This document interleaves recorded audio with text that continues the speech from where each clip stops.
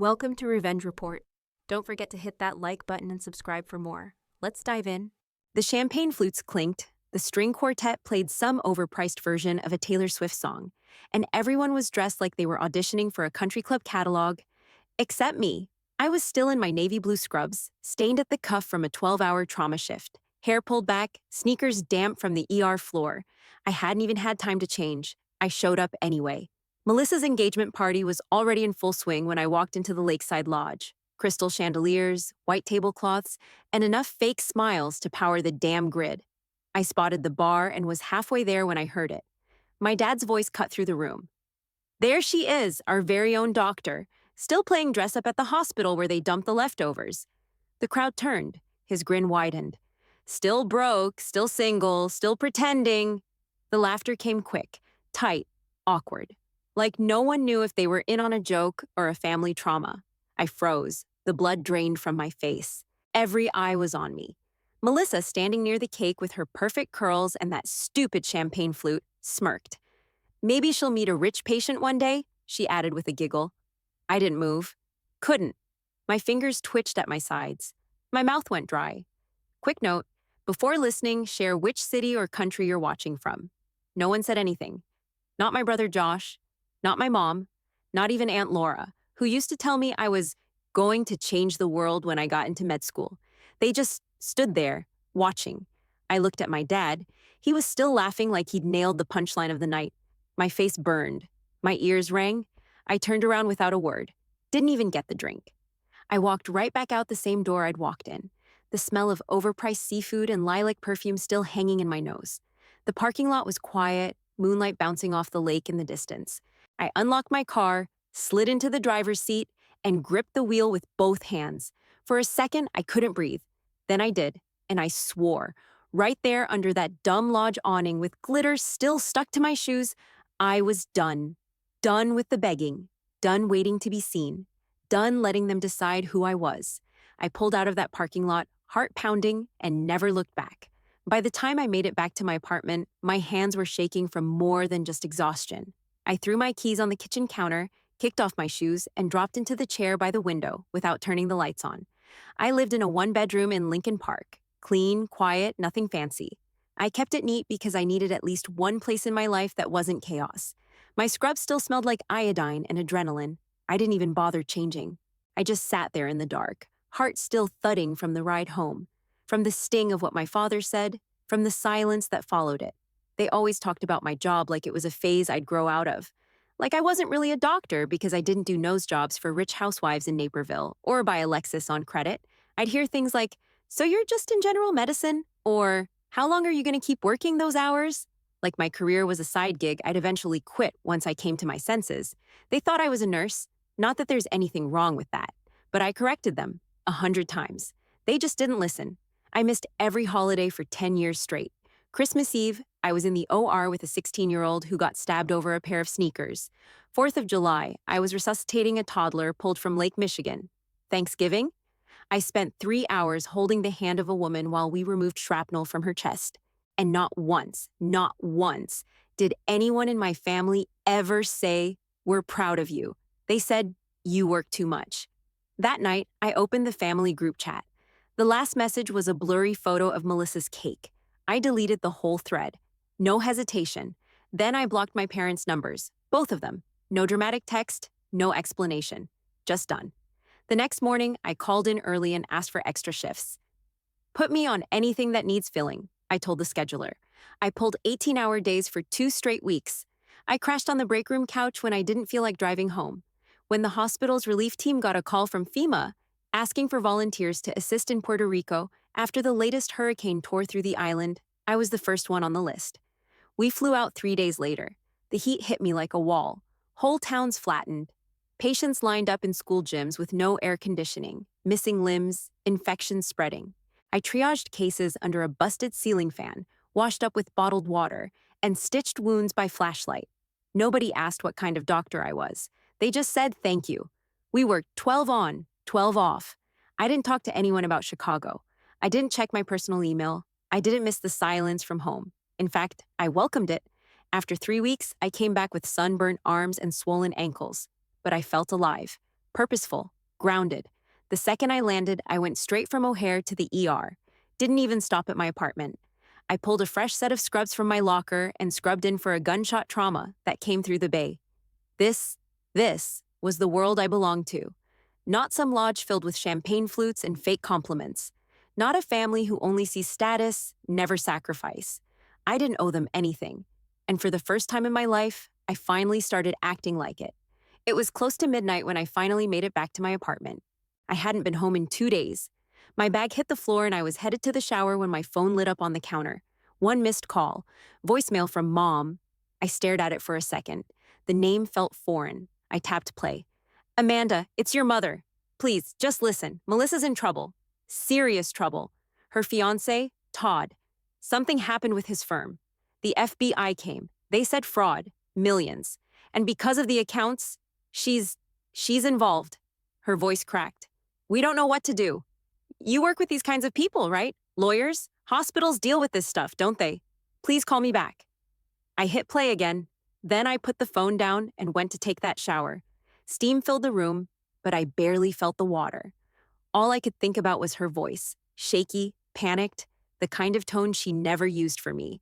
Not when I matched into my first residency, not when I bought my first property, not even when I saved a mother and her newborn during a blackout surgery. Now she calls. Now it's please. I got out, dried off, and tossed on an old t-shirt. Then I sat at the kitchen table and opened my laptop. I didn't text her back, didn't call, but I started digging. Quietly. Pulled up the Cook County court site. Searched the fiancé's name, Todd Remlinger. Boom. Federal charges, securities fraud, wire fraud, money laundering, whole list. Amount? North of $15 million. Melissa's name came up too. Joint accounts, shared assets. Her signature on more than a few contracts. They weren't lying. She was neck deep in it. I exhaled slowly and reached for my phone. Scrolled through old numbers I hadn't touched in a while. Called a lawyer I knew from a state health board panel I sat on 2 years ago. Left a message. Then I emailed a contact I had at the hospital's legal department, Andrea.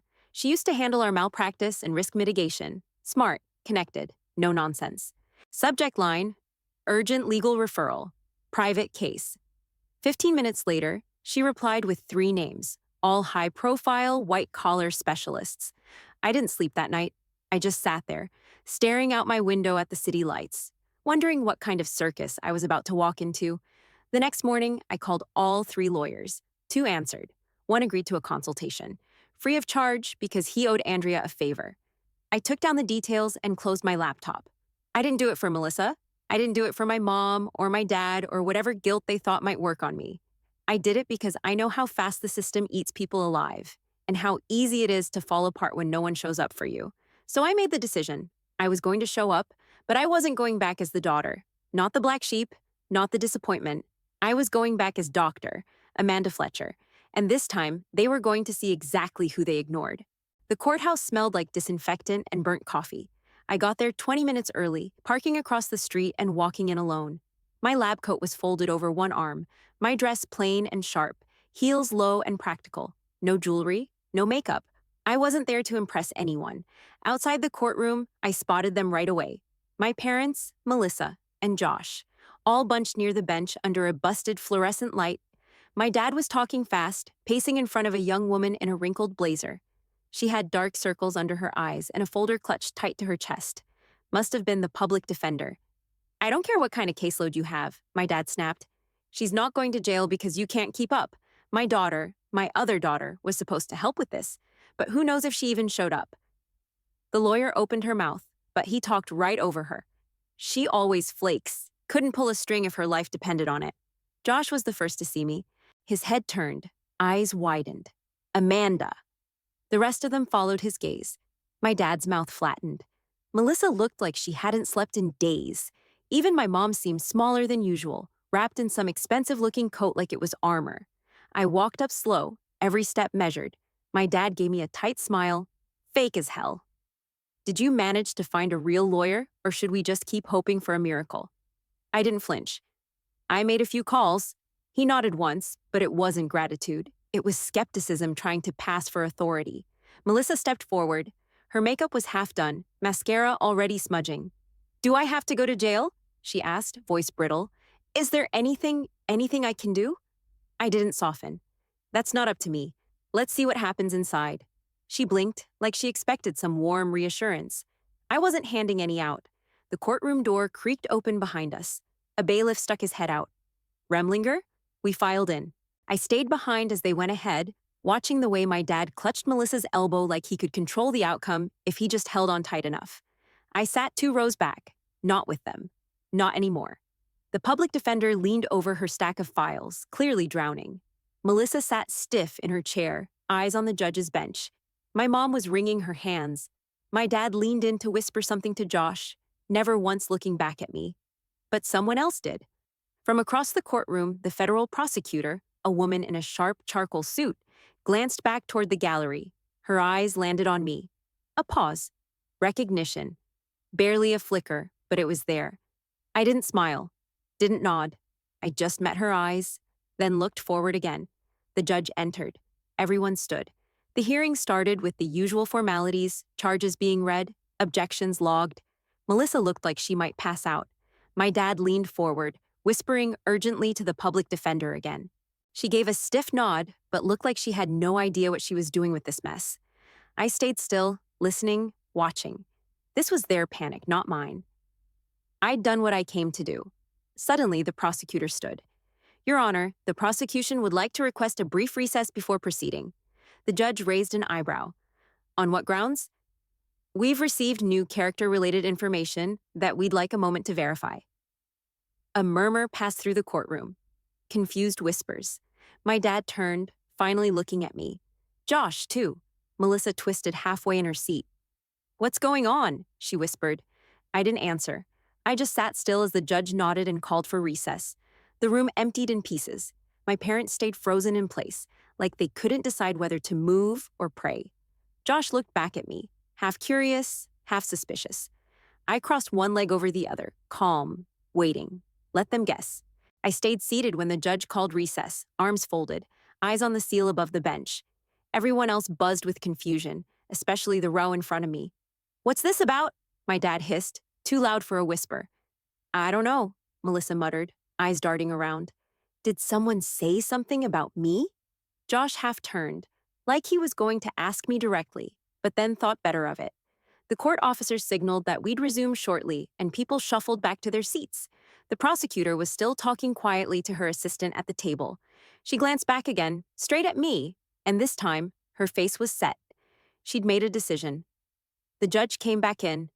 Everyone stood. The gavel dropped once. Prosecution, you may proceed. The prosecutor stepped forward.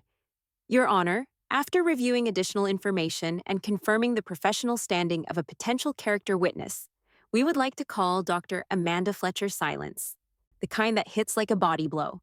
My name bounced off the paneled walls, and every head in my family's row jerked toward me. My dad blinked like he'd misheard. Melissa twisted around, mouth parted, totally blank. I stood, took my time walking down the aisle. Every step felt like a recalibration. My heels echoed across the tile, louder than they needed to be. As I passed the front row, my father finally spoke. Wait, you? I didn't stop, didn't answer. The bailiff met me near the witness box. He gave me a small nod, familiar, almost respectful, and held out his hand for my ID. I handed him my license and slipped my lab coat over my dress. Sharp white, clean, fitted. I buttoned it once. Do you swear to tell the truth, the whole truth, and nothing but the truth? I do. I sat down, back straight, hands folded. The prosecutor approached. Dr. Fletcher, thank you for appearing today. Could you please state your name and professional title for the court? Amanda Lynn Fletcher. I'm Chief of Emergency Medicine at Midwestern General Hospital. Melissa blinked. The prosecutor nodded. Can you briefly summarize your credentials? I kept my tone level. Board certified in emergency medicine, internal medicine, and trauma surgery. I've served as a consultant for the Illinois Department of Public Health and the Department of Homeland Security. Published author in 3 peer-reviewed journals. Field lead for 2 FEMA deployments. My dad's jaw locked up. I didn't look at him. The prosecutor paused. Do you personally know the defendant, Melissa Carter? I nodded once. She's my cousin. And why have you chosen to testify today? I was asked if I could provide any insight into her character. Melissa looked like she couldn't decide whether to cry or scream. And do you believe she's a danger to the public or a flight risk? No, I said clearly. I believe she's someone who got desperate trying to keep up an image. The judge leaned forward slightly. The prosecutor kept going. Would you elaborate on what you mean by that? I looked directly at the jury. We were raised in a family that measures worth by surface-level success, money, appearances, popularity. If you didn't fit that mold, you were either ignored or mocked.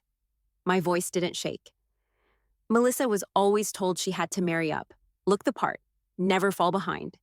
And I believe somewhere along the way, that pressure blurred her judgment. I don't think she's malicious, but she's been shaped by expectations that punish vulnerability. The courtroom was dead still. Even the court reporter had stopped typing for a second. The prosecutor nodded. Thank you, doctor. The judge glanced over. Defense? Any questions? The public defender blinked like she just remembered she was there. No, Your Honor. I was dismissed. As I stood, I didn't glance at my family. I walked back to my seat 2 rows behind them and sat down without a word. The shift in the room wasn't loud, but it was heavy. They had walked in thinking I was just the girl in scrubs from the wrong side of their standards. Now they didn't know what the hell to think. The judge tapped his pen once. Dr. Fletcher, please return to the stand. I stood again, walked back to the witness chair without hesitation. The courtroom watched me like I was a stranger who'd snuck in wearing someone else's name. This time, I didn't bother taking off the lab coat. The prosecutor stepped forward. Dr. Fletcher, for the court record, could you state your full professional background again? Chief of Emergency Medicine at Midwestern General Hospital, I said, voice clear. Board certified in emergency medicine, internal medicine, and trauma surgery. I'm a published researcher in Critical Care Review, Journal of Emergency Response, and Midwest Medical Quarterly. I've served as a consultant for the Illinois Department of Public Health and for FEMA, assisting with federal disaster response in Puerto Rico and Louisiana. I saw it then, my father's mouth parting slightly, my mother shifting like the bench got colder. Melissa stared, her eyebrows pulled tight like she was trying to process math she never studied. The prosecutor nodded slowly. Impressive. Thank you, I didn't smile. I wasn't there to impress them. She continued. Earlier, you said you didn't believe Melissa Carter was malicious. You also mentioned the culture within your family. Could you clarify that for the court? I nodded once. Melissa didn't get here on her own. She was shaped. We all were. I paused, then kept going. We were raised in a home where your value depended on how close you were to the American dream, but not the real one, the polished one, the one with matching Christmas outfits, lake houses, and fake smiles. If you didn't make 6 figures, move to the suburbs, or marry someone with a financial portfolio, you weren't successful. You were a disappointment. The prosecutor gave me space. I kept my eyes on the judge. When I got into med school, they smiled. But when I chose emergency medicine in the city instead of plastics in the suburbs, they stopped listening. I was told I looked tired, that I should slow down, that I was just pretending. I let the words hang there. My father once said I was playing dress-up in a hospital that took leftovers. That's the environment we came from. So when Melissa met a man who looked like a shortcut to status, no one questioned it. When the lifestyle got bigger than the income, no one challenged it. It was all appearances, that's what mattered. Melissa's shoulders curled inward. I don't believe she meant to hurt anyone. I think she was trying to survive inside a system she was never allowed to question. The prosecutor stepped a little closer. In your opinion, is she a danger to the public? No. A flight risk? I shook my head once. Just someone who got desperate to maintain the illusion. There it was, all of it, out loud. The prosecutor looked to the judge. No further questions. He gave a nod, barely audible. The public defender declined cross-examination again. She didn't even look up, probably still wondering how she'd lucked into this testimony. As I stepped down, my mother's face crumpled, red around the eyes, hands locked tight. My father looked like someone had kicked the ground out from under him. Melissa's mouth was still slightly open, like she wanted to say something or scream. I didn't wait to find out. I walked past them again, the coat still on my shoulders, and took my seat in the back. Whatever happened next, it was out of my hands. But they finally heard me. Not as the cautionary tale, not the disappointment, not the quiet one in scrubs. They heard me as the expert, the one they'd ignored, and the one they'd needed. I sat down in the back row without looking at them. My lab coat was still buttoned. I kept it on. The judge reviewed the last of the paperwork, then looked straight at Melissa. Based on today's testimony and the character statement provided by Dr. Amanda Fletcher, the court will grant supervised release until the next hearing. Conditions will be outlined in detail by the clerk. A thud of disbelief rippled through the courtroom. My mother let out a sharp breath that sounded like a sob. Melissa sat frozen. My father didn't react at all. He just stared ahead like someone had pressed pause on him. The judge banged the gavel. Court adjourned. Everyone stood. The moment the bailiff called time, they turned, like instinct. Melissa, my mom, Josh, even my dad. They all shifted to look at me. I didn't move. I grabbed my bag, stood slowly, and made my way toward the aisle. Josh stepped into my path. Amanda. Not now, I said, stepping past him. My mom was behind him. Wait. Just wait. I kept walking. Outside, the sun was too bright. The marble steps radiated heat. I walked down slowly, scanning the sidewalk for a patch of shade. My heart was steady, my mind clear. I made it halfway across the plaza before I heard the footsteps behind me. Then, his voice. Dr. Fletcher. I stopped, turned. My father stood there, hands deep in his pockets, brow furrowed like he didn't know what face to wear. His voice dropped, flat and hollow. You're a doctor? I stared at him. Department head. He swallowed. Nothing behind his eyes, just years of pride cracking at the corners.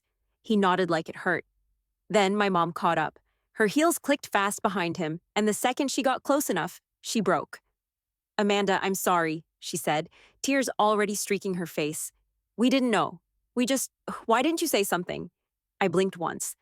I did. She shook her head, confused. No, we didn't know. I did say something, I repeated, calm. More than once. You just didn't want to hear it. She covered her mouth with both hands. I thought we assumed you were still struggling. You thought wrong.